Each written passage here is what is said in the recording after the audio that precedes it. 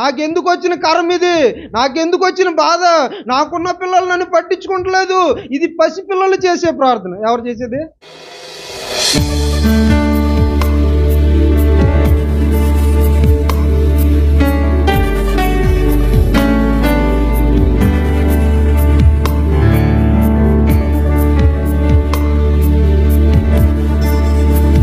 బైబిల్లో ఒక ప్రార్థన ఉంది, పాత నిబంధన ప్రార్థన. ఏమనో తెలుసా? ఏమని ప్రార్థన చేస్తా ఉన్నాడంటే, ప్రభువా ఐశ్వర్యమును నాకివ్వకు. ఒకవేళ ఐశ్వర్యం ఎక్కువైందనుకో దేవుడు ఎవడని అంటానేమో, పేదరికం నాకు ఇవ్వకు. ఒకవేళ తిండి లేక వస్త్రాలు లేక నిన్ను మీద సనుక్కుంటానేమో, నిన్ను తిడతానేమో. అటు ఐశ్వర్యం వద్దు, ఇటు పేదరికం వద్దు, మధ్యస్థితి. అంటే ఉండి ఉండనట్టి. నేను అంటాను, ఈ ప్రార్థన సరైంది కాదు. అర్థమైందా? ఈ ప్రార్థన సరైన పద్ధతి కాదు. ఇది పసిపిల్లలు చేసే ప్రార్థన. ఎవరు చేసేది? అంటే ఈ వ్యక్తి అటు ఐశ్వర్యవంతుడిగా ఉండలేడు, ఇటు దరిద్రుడిగా ఉండలేడు, మధ్య స్థితిలో, అంటే ఈ హ్యాండిల్ చేయలేడు. కానీ కొత్త నిబంధనలో పౌలు ఏమన్నాడో తెలుసా? దీన స్థితిలో ఉండ ఎరుగుదును, సంపన్న స్థితిలో ఉండ ఎరుగుదును. కడుపు నిండినప్పుడు ఆనందంగా ఉండ, దుఃఖంలో. అంటే దేవుని ఆశీర్వాదాన్ని హ్యాండిల్ చేయని వాళ్ళు చాలామంది ఉన్నారు. అర్థమైందా? పాత నిబంధన భక్తుడు ఏమని ప్రార్థన చేస్తున్నాడు అనుకో, నువ్వు నాకు ఆశీర్వాదం ఇచ్చావనుకో, ఆ ఆశీర్వాదాన్ని బట్టి నువ్వు ఎవడని అంటనేమో. నువ్వు నన్ను దీవించకపోయావు అనుకో, నేనేమవుతున్నానంటే నువ్వు నన్ను దీవించలేదని నీ మీద పగపడుతున్నామో. కనుక అటు ఆశీర్వాదం వద్దు, ఇటు శాపం వద్దు, మధ్యలో ఏదో ఇచ్చినట్టు ఇయ్యి, లేనట్టుగా ఉంచు అని అంటా ఉన్నాడు. కానీ పౌలు ఏమన్నాడో తెలుసా? నేను దీనస్థితిలోనూ బాగానే ఉంటాను, అంటే నువ్వు నన్ను ఆశీర్వదించిన ఆ ఆశీర్వాదంలో కూడా నిన్ను అంటుపట్టుకుని ఉంటాను. లేదు నువ్వు నన్ను శపించిన అందులో కూడా, అంటే ఏ స్థితిలోనైనా నేను సంతృప్తి కలిగి. అంటే దేవుడు మనల్ని దీవిస్తే మనం ఎలా ఉండాలో తెలుసా? ఏ పరిస్థితుల్లోనైనా ఆనందం ఉండాలి. కారు మీద ఎక్కించాడు అనుకో, అందుని బట్టి కృతజ్ఞతాస్తుతులు చెల్లించాలి. కాలు నడక నడిపించాడు అనుకో, అప్పుడు కృతజ్ఞతాస్తుతులు చెల్లించాలి. అర్థమైనా? డబ్బులు వచ్చినప్పుడు చెల్లించాలి, డబ్బులు పోయినప్పుడు చెల్లించాలి, ఉన్నప్పుడు స్తుతించాలి, లేనప్పుడు. అర్థమైందా? అతడు ఏమన్నాడంటే, ఐశ్వర్యం వద్దు, ఆశీర్వాదం ఎక్కువ వద్దు నాయన, ఈ ఎక్కువ నన్ను దీవించుకో. ఎందుకంటే నేను చిన్నపిల్లోడిని, నువ్వు నాకు ఎక్కువ ఇచ్చావు అనుకో నిన్నే తోలనాడేస్తా. నీకు నాకు సంబంధం ఏంటి? నేను కష్టపడి సంపాదించుకున్నానేమో అని అనుకుంటా. పేదరికం వద్దు, ఏ రోజు బియ్యం ఆ రోజు తెచ్చుని వండుకోవడం వల్ల నేను నలిగిపోయి దేవుడు ఎవరైనా అంటానేమో. కాబట్టి అటు ఐశ్వర్యం వద్దు, ఇటు పేదరికం వద్దు, మధ్యలో ఉంచి బాబు కదలకుండా ప్రశాంతంగా ఉంటాను, అన్నీ ఉంటాయి కాబట్టి. అంటే ఇటువంటి వాళ్ళు శ్రమ పడడానికి ఇష్టపడరు. కొంతమంది ప్రార్థనలన్నీ ఇలాగే ఉంటాయి, ఏ లోటు లేకుండా దీవించిన ఆయన, ఏ ఇబ్బంది లేకుండా దీవించిన ఆయన, ఏ కష్టం లేకుండా దీవించిన ఆయన, ప్రశాంతంగా ఉంచిన ఆయన ప్రార్థన చేసే వాళ్ళు చాలామంది ఉన్నారు. కానీ మనం ఏమని ప్రార్థన చేయాలంటే, నాకు ఐశ్వర్యం ఇస్తే అందులో నేను తృప్తిగా ఉంటా, నువ్వు నన్ను పేదరికంలో ఉంచితే అందులో నువ్వు తృప్తిగా ఉంటా, నేను ఏ స్థితిలోనైనా నీ యందు స్థిరంగా ఉంటానని ప్రార్థన చేసేవాళ్ళు మనకు కావాలి. అర్థమైందా? అంటే మన పరిస్థితులను బట్టి మన విశ్వాసం మీద ప్రభావం చూపించకూడదు. మనకున్న పరిస్థితులను బట్టి, మనకున్న లేమిని బట్టి, మనకున్న నష్టాన్ని బట్టి, మనకున్న కష్టాన్ని బట్టి, మనకున్న అప్పులను బట్టి, మనకున్న అనారోగ్యం బట్టి, దాన్ని బట్టి మనలో ఉన్న విశ్వాసం రోజు రోజుకి క్షీణించిపోకూడదు. లాజర్కి ఇల్లు ఉందా? లేదు.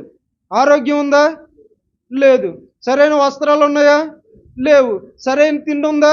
లేదు. ఏమీ లేవు. కానీ అతనుకున్న పరిస్థితులు ఏవి అతనిలో ఉన్న విశ్వాసం మీద ప్రభావం చూపించలా. అర్థమైందా? నన్ను పేదరికంలో ఉంచావు కాబట్టి నువ్వు నన్ను ఇలా నిలువున ముంచేసావు, నాకు నువ్వు వద్దు, నీ భక్తి వద్దు, అసలు నీతో నాకు సంబంధమే వద్దు అని వెళ్ళిపోయాడా? వెళ్ళలేదు. ఈ వ్యక్తుడు ఏమన్నాడంటే, పేదరికాన్ని ఇవ్వకనైనా ఒక ఏలేస్తే అందులో నేను మూలుకుంటానేమో, తిట్టుకుంటా. అలా అర్థమవుతుందా? మన భక్తి అనేది కష్ట నష్టాల్లో చేయాల్సిన భక్తి. హల్లెలూయా. ఏమున్నా లేకపోయినా, లాజర్కి ఏమీ లేవు. అర్థమైందా? కానీ అతని విశ్వాసం మీద ప్రభావం చూపించలా. నాకెందుకు వచ్చిన కష్టాలు, దేవుడు ఉంటే నాకెందుకు ఈ బాధ, దేవుడు ఉంటే ఈ అడుక్కునే స్థితి ఏంటి, 1 గంట ఎప్పుడవుతుందా అని ఎదురు చూస్తాడు, లేదా రాజు ఎప్పుడో వస్తాడా అని చూస్తాడు. ఎందుకంటే వాడు తిన్న ముక్కలు కింద పడతాయేమో, అవి పట్టుకొచ్చి నాకేతే తిందామని. నాకు ఎందుకు వచ్చిన కర్మ, ఈ దేవుడు వద్దు ఏం వద్దు, నేను నోతులోను గుయ్యిలోను చెరువులోను దూకేలా, ఆత్మహత్య చేసుకోవాలా. లాజరు తనకున్న పరిస్థితిని బట్టి ఆత్మహత్యకు పాల్పడలా. నా పుట్టిన పిల్లలు నన్ను పట్టించుకుంటలేదని లాజరు ఏనాడు కన్నీటి పర్యాంతం అవలా. దేవుడు ఈ స్థితి ఇచ్చాడు, అందుకు స్తోత్రం, కృతజ్ఞతాస్థుతులు చెల్లిస్తా ఉన్నాడు. దేవుడు అంటే ఒక వ్యసనంగా మారిపోయింది ఎవరికే? అర్థమైందా? నేనేమంటానంటే ఏ పరిస్థితుల్లోనైనా మనం దేవునికి కృతజ్ఞత, పరిస్థితులను బట్టి ప్రభావితుడై విశ్వాసాన్ని పోగొట్టుకున్నాడు ఎవరో? ధనవంతుడు. తనకున్న స్థితిని బట్టి, తనకున్న బంగ్లాను బట్టి, తనకున్న డబ్బును బట్టి, తనకున్న పేరుని బట్టి, తనకున్న పలుకుబడిని బట్టి, తనకున్న స్థితిని బట్టి అతడు ఏం చేశాడంటే దాని చేత ప్రభావితుడయ్యి, దాని చేత ప్రభావితం చెంది అతనిలో ఉన్న విశ్వాసాన్ని చంపుకున్నాడు. తర్వాత ఎక్కడున్నాడు? నరకానికి పోయాడు. అర్థమైందా? తనకున్న లేమిని బట్టి, తనకున్న ఇబ్బందిని బట్టి, తనకున్న కష్టాన్ని బట్టి, తనకున్న ఆ లేమి పరిస్థితులను బట్టి దాని మీద ప్రభావం చూపకుండా తనలో విశ్వాసం చేత ప్రభావాన్ని కనుపరిచి ఎక్కడున్నాడో తెలుసా? పరలోకంలో ఉన్నాడు. జీవితం అనేది సుఖాల మయం కాదు, జీవితం అనేది సుఖ కష్టాల మయం. అర్థమైందా? ఎప్పుడు ఒకేలా ఉండాలనుకోవడం అది స్వార్థపూరితమైన దృక్పథం, స్వార్థపూరితమైన ప్రార్థన. అటువంటి ప్రార్థనలు ఎప్పుడు చేయకండి. దేవా నాకు ఏమీ లేకుండా ప్రశాంత జీవితం ఇవ్వండి అని అన్నారు అనుకో, ఈ ప్రార్థన భూయిష్టమైన ప్రార్థన అది. దేవా ఏ పరిస్థితుల్లోనైనా, కష్టాల్లోనైనా, నష్టంలోనైనా, బాధలోనైనా, ఇబ్బందులోనైనా, సంతోషంలోనైనా, ఆనందంలోనైనా, ఏ పరిస్థితుల్లోనైనా నీ యందు ఉండేలా చేయి నాయన. ఆ భాగ్యం ప్రసాదిస్తే నాకు అంతే చాలు. ఇక్కడ ఆగురు ఏమని ప్రార్థన చేస్తున్నాడంటే, ఐశ్వర్యం వద్దు, నువ్వు నన్ను ఆశీర్వదించక ఎక్కువగా, నువ్వు నన్ను ఎక్కువగా ఆశీర్వదించావు అనుకో, అసలు నువ్వు ఎవడెవరో పోవని నేను అంటానేమో. ఒకవేళ నువ్వు నన్ను ఆశీర్వదించకుండా ఒట్టిగా వదిలేసావు అనుకో, ఆనాటి తిండి గింజల కోసం నిన్ను తిడతానేమో. దిక్కుమాలిన దేవుడు, పనికిమాలిన దేవుడు, కాస్తైనా అన్నం పెడతలేదు అని అంటానేమో. కాబట్టి ఆశీర్వదించుకో, అలాగని చెప్పించుకో, ఏదో ఇచ్చి ఉన్నట్టు కొద్దిగి ఆనాడు కూడా నాటికి, ఆనాటిది ఆ నాటికిస్తే అందులో ఉండి నిన్ను స్తుతించుకుంటా, కృతజ్ఞత స్తుతులు చెల్లించుకుంటా ఉంటాను బాబు అని ప్రార్థన చేశాను. అందుకే నా ప్రార్థన నేనేమంటానంటే చిన్నపిల్లల ప్రార్థన. ఎవరి ప్రార్థన?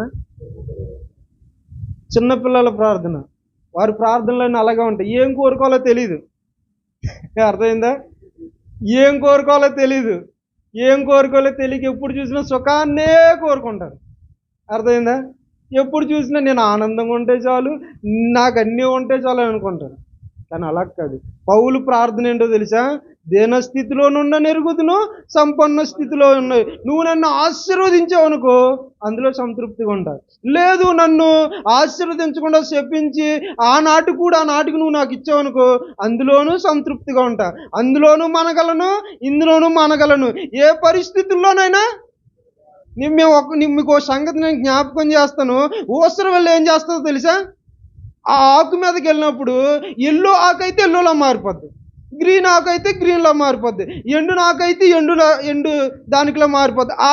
ఆయా రంగులను బట్టి అది మారుతూ ఉంటుంది. తన రూపాన్ని మార్చుకుంటుంది కానీ తన వ్యక్తిత్వాన్ని మార్చుకోదు. అర్థమైందా?